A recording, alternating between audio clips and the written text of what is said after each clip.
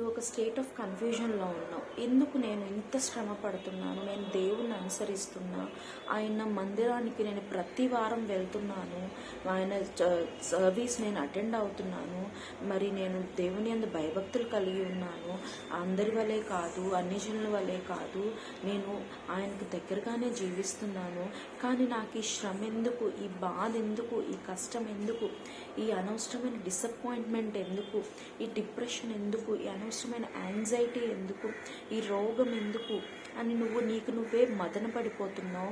ఎటు వెళ్ళాలో నీకు తెలియదు. నీ దగ్గర ఖర్చు పెట్టడానికి డబ్బులు ఉన్నాయి, కానీ ఇది ఎలా పోతుందో కూడా నీకు తెలియదు. దానికి పరిష్కారం నీకు తెలియదు. అయితే దేవుడు ఇవాళ నీతో ఏమంటున్నాడంటే, నువ్వు నా కట్టలు నేర్చుకున్నట్లు శ్రమ అందుట నీకు మేలు అని ఉంటుంది. మరి బైబిల్ ఏముంటుందంటే, నేను నీ కట్టడలు నేర్చుకున్నట్లు శ్రమనందుట నాకు మేలాయనని దావీదు భక్తుడు రాస్తూ ఉంటాడు. మరి నువ్వు దేవునికి దగ్గరగానే ఉన్నావు, ఓకే, బట్ ఎంత దగ్గరగా ఉన్నావు అనేది, నీ ప్రాక్సిమిటీ దేవునికి ఎంత అనేది చాలా ఇంపార్టెంట్.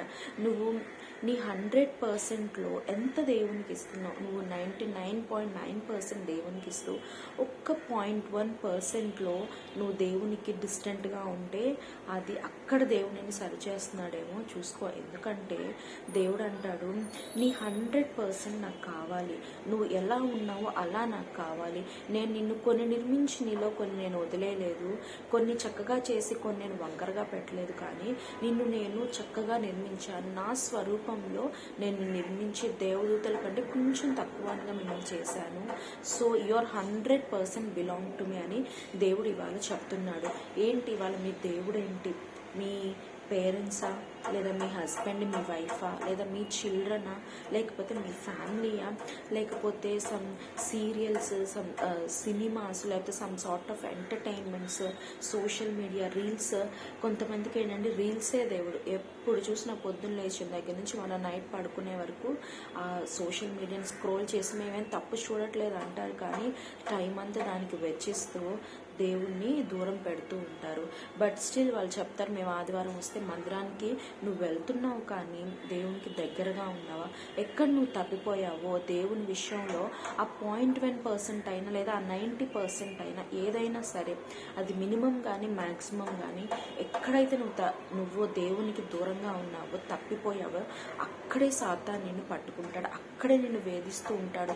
దేవునితో అతనికి వాదించడానికి అవకాశం వస్తుంది. ఇదిగో నీ బిడ్డ ఇక్కడ తప్పిపోయాడు, నువ్వు హెల్ప్ చేయడానికి వీల్లేదు, ఎలా, ఏ బేసిస్ మీద అని చెప్పేసి కూడా దేవునితో సాతాను వాదించే ప్రయత్నం చేస్తాడు. కనుక నీవు ఎక్కడైతే తప్పిపోయావో, ఈ శ్రమల గుండా నువ్వు వెళ్తున్నప్పుడు, ఆ పాత్వేలో దేవుడు నీకు ఏం చెప్తున్నాడు? ఆ శ్రమల గుండా వెళ్తున్నప్పుడు ఆ బాధపడుతూ, ఆ చింతనే పడుతూ నీకు నువ్వు మూల కూర్చొని బాధపడద్దు, కానీ దేవుని దగ్గరికి రా. ఆయన పాద సన్నిధికి వచ్చి ఆయన బైబిల్ ఓపెన్ చేస్తే అసలు ఏంటి, ఈ పరిస్థితి ఎందుకు వచ్చిందని దేవుడు నీకు తప్పక బయలుపరుస్తాడు.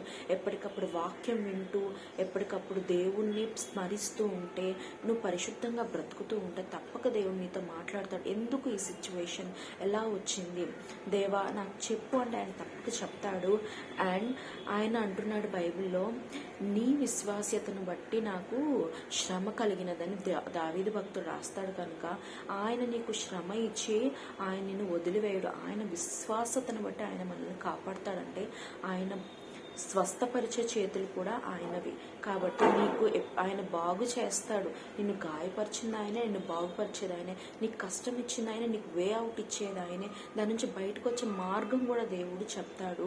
ఆయన విశ్వాసం ప్రతిదీ, నీ శ్రమలో కూడా దేవుడు నమ్మకం కలిగిన వాడు. మనం నమ్మదగానే వారమైనట్టుగా ఆయన నమ్మదగినవాడు. కనుక నీ శ్రమలో ఆయన నీకు విడుదలిస్తాడు, నీకు విడుదలొచ్చే మార్గాన్ని ఆయన చూపిస్తాడు, ఎటు వెళ్ళాలో ఆయన గైడ్ చేస్తాడు, ఆయన లీడ్ చేస్తాడు.